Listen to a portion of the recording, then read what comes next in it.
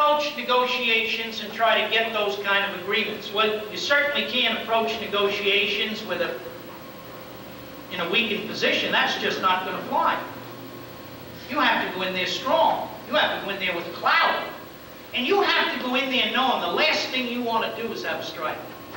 That's not the way you solve your problems. It may be at the very end that's what develops because you couldn't reach an agreement, you couldn't get the things you need for your members. But before you do that, don't you have a strategy?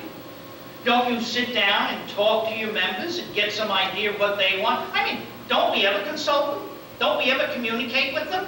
If you talk to most UPS people today, and I've talked to them right up and down the coast, they don't know what's going on. That's right. I don't know what's going on. And I represent the largest local union in the United Parcel Division, in the Teamsters. Does that tell you anything? They haven't told us anything. And I made it clear. When I went to Chicago, I said to them, we've got to go out there and do the right thing for our membership. We have got to try to negotiate the contract that they need. Didn't happen. We don't even know what's going on.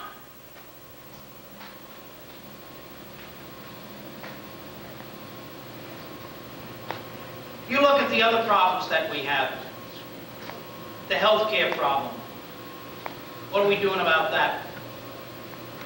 Where is that problem bringing us? How will we solve that problem? 25 to 30% a year.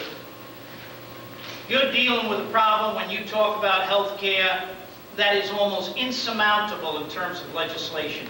They have the strongest lobbyists in the world, the medical profession.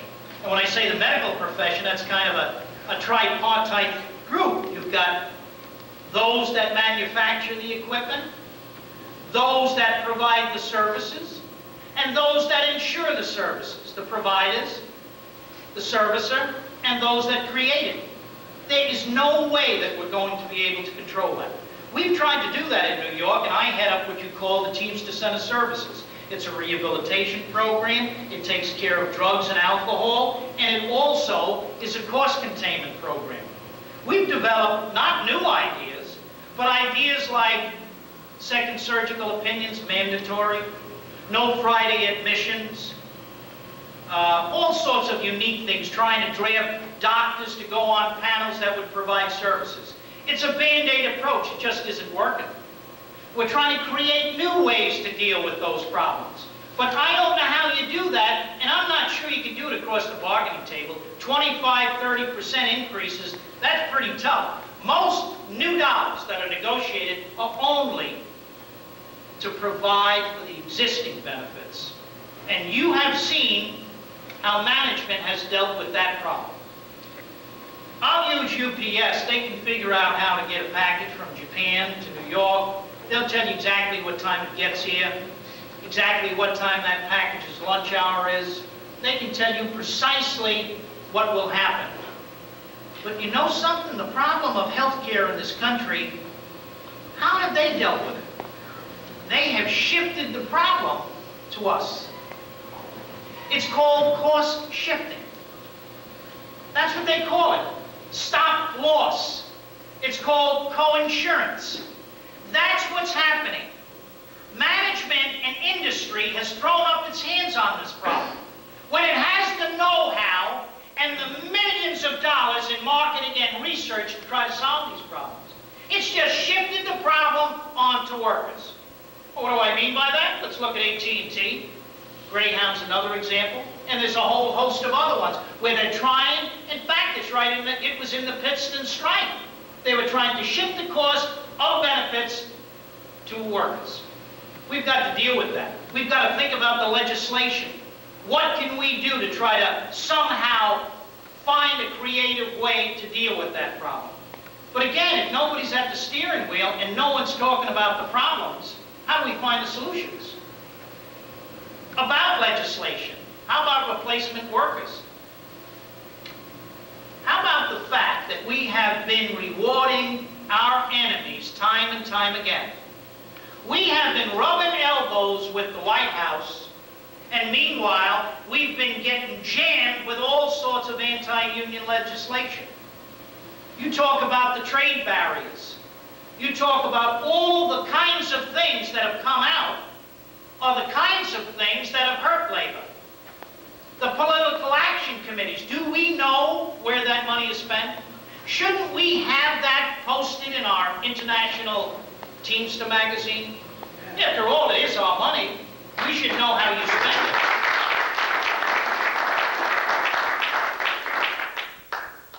Our money, our union. It reminds me of a situation when I was in Ohio talking to the Ohio Pension Committee. And there was a newspaper clipping. And it was on the front page of the, I don't know if it was the Cleveland Plain Dealer. And it said that one of the union officials there, one of the international union officials, had resigned his office at the request of the government.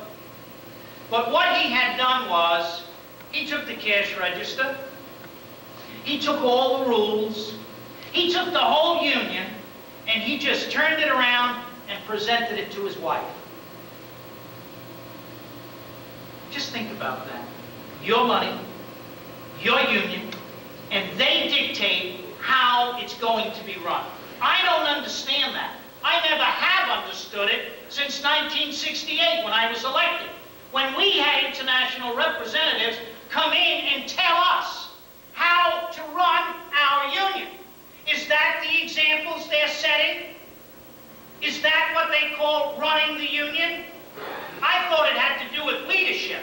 I thought it had to do with caring about working people. These are the things that I want to work for. The things that upset you, and I know upset me because you're here today because you're concerned about those problems. You're concerned about the direction of this union.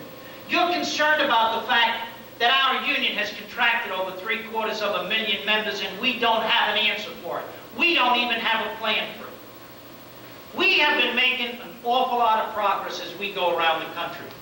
On September 17th, when I talked about running for office, I talked about the problems that face this union, the lack of organization, the fact that many of our upper crust, I guess you might say, inner circle, does not have to be responsive to our needs, does not have to answer to us, receives salaries for positions and for job classifications that they don't do. Like, for example, they have a whole load of organized, but no one knows what's being organized. Now, couldn't we take that money and put it in a much better place? Couldn't we put some real organizers out in the field?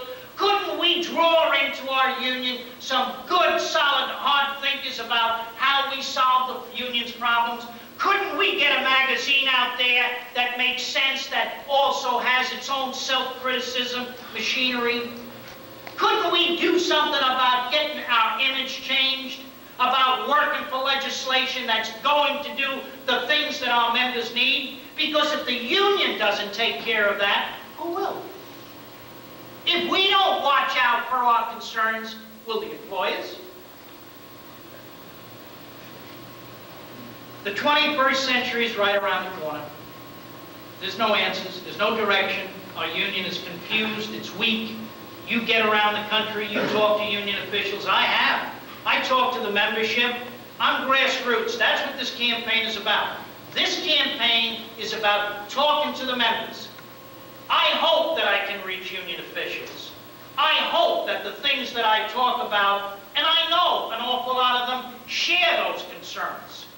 But if not, that's okay too, because I'm going around the country and talk to as many Teamsters as I can. And I'm going to talk to them at the gates. I'll be pressing flesh. I'll be talking to them at warehouses. I'm going around the country to win this election.